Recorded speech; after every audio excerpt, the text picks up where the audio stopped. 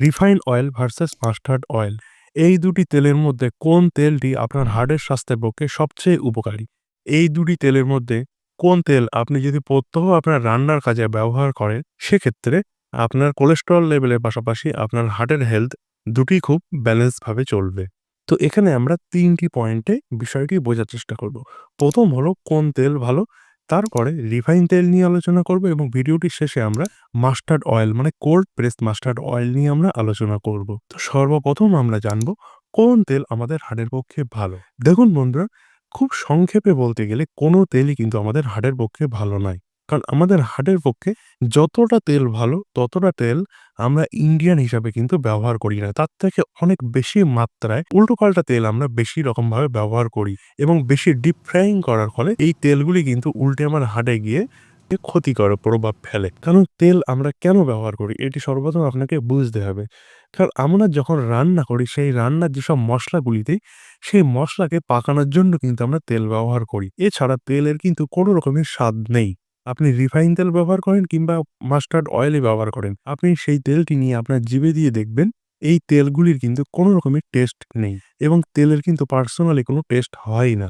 তাহলে আমরা তেলটি কেন ব্যবহার করছি? এটি এক প্রকার ট্র্যাডিশনের মধ্যে আমরা চলে এসেছি। এর পাশাপাশি এই তেলগুলি ব্যবহার করলে আমাদের রান্নায় অন্য যেসব মসলাগুলি ব্যবহার করছি, সেই মসলাগুলিকে ফ্রাইং করে আমরা খাবারের টেস্টটাকে বাড়াতে পারছি। সেই জন্য কিন্তু আমরা অয়েল ব্যবহার করছি রান্নার ক্ষেত্রে। কিন্তু কোনো অয়েলই কিন্তু আমাদের হার্টের পক্ষে ভালো নয়। এটি কিন্তু সর্বপ্রথম আপনার মাথায় খেয়াল রাখতে হবে। এইবার আসি রিফাইন অয়েলের বিষয়। দেখুন বন্ধুরা, রিফাইন কিন্তু কোনো কিছুই ভালো নয়।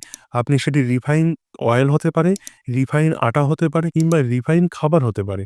কোনো কিছুই কিন্তু রিফাইন ভালো নয়। অনেক ডাক্তারবাবু দেখবেন এখন আপনাদেরকে সাজেস্ট করছে রিফাইন সুগার আপনার লিস্টের থেকে, খাবারের লিস্টের থেকে সবার আগে বাদ দিতে। এবং অনেক রকম গবেষণাও দেখা গিয়েছে রিফাইন অয়েলটাও কিন্তু আমাদের শরীরের জন্য কিন্তু খুবই ক্ষতিকারক। কেন ক্ষতিকারক? কারণ এই যে রিফাইন অয়েল তৈরি করার যে প্রসেস, এর মধ্যে কিন্তু আসল রহস্য লুকিয়ে আছে। কারণ রিফাইন অয়েল আমাদের স্বাস্থ্যের পক্ষে ভালো, এই কথাটি কিন্তু আমাদেরকে শেখানো হয়েছে এবং আমাদেরকে শোনানো হয়েছে। কারণ এর পিছনে জড়িয়ে আছে বড় কোম্পানির ব্ল্যাক মার্কেটিং। রিফাইন তেল বানাতে কিন্তু খুব কম পয়সা কোম্পানির খরচ হয়। সেই জন্য রিফাইন তেল যত মার্কেটে বিক্রি হবে, তত কিন্তু সেই কোম্পানি বেশি মুনাফা অর্জন করতে পারবে। সেই জন্য যাতে এই রিফাইন তেলগুলি আমরা বেশি কনজিউম করি, সেই জন্যই কিন্তু বিভিন্নভাবে ডার্কভাবে আমাদেরকে ম্যানিপুলেশন করা হয়েছে। কিন্তু একটি কথা শুনে রাখুন, রিফাইন অয়েল হোক কিংবা রিফাইন খাবার কিংবা রিফাইন সুগার, এইগুলি কিন্তু আমাদের শরীরের পক্ষে সবচেয়ে বেশি ডেঞ্জারাস জিনিস।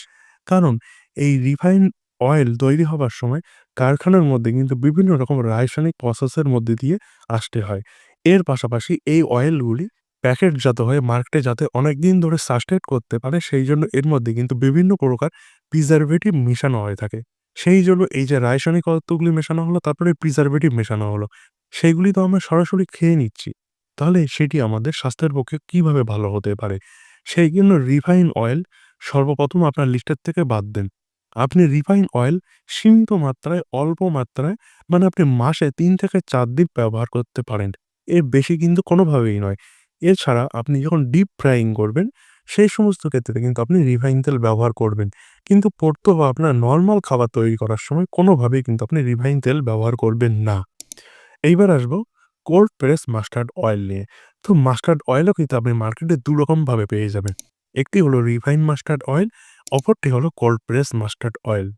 তো রিফাইন মাস্টার্ড অয়েল, এটি তো আমরা আগেই বলে দিলাম যে রিফাইন কোনো কিছু কিন্তু আপনার শরীরের জন্য ভালো নয়। সেইজন্য রিফাইন মাস্টার্ড অয়েলকে আমরা কিন্তু এই লিস্টের থেকে বাদই দিয়ে দিচ্ছি। এবার আসছে কোল্ড প্রেস মাস্টার্ড অয়েল। তো কোল্ড প্রেস মাস্টার্ড অয়েল জোগাড় করাটা একটি চাপের বিষয়। কারণ আপনি যদি টিয়ার 1 সিটির মানুষ হয়ে থাকেন, সেক্ষেত্রে কোল্ড প্রেস মাস্টার্ড অয়েল আপনি কোনোভাবেই কিন্তু জোগাড় করতে পারবেন না।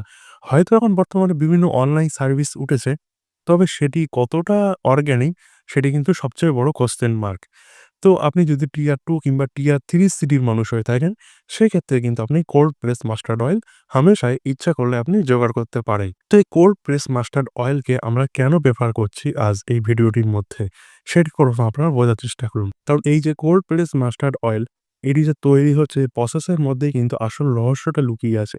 কারণ সর্ষের দানা আপনি কোনো চাক্কির মধ্যে দিয়ে তার থেকে আস্তে, আস্তে সেটিকে প্রেস করে কিন্তু সেখান থেকে আপনি তেল এক্সট্রাক্ট করছেন।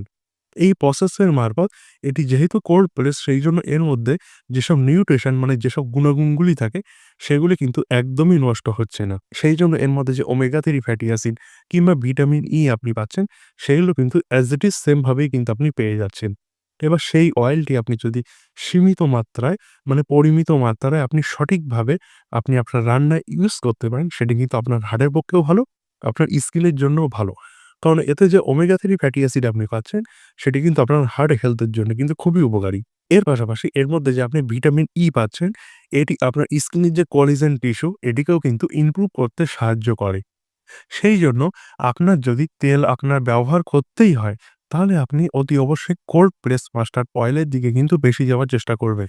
এর পাশাপাশি আরেকটি অপশনও কিন্তু আপনাদের কাছে আছে, সেটি হলো কোল্ড প্রেস কোকোনাট অয়েল। যদি আপনার এলাকায় কোল্ড প্রেস কোকোনাট অয়েলের অপশন থেকে থাকে, এই অয়েলটিও কিন্তু আপনি ব্যবহার করতে পারেন।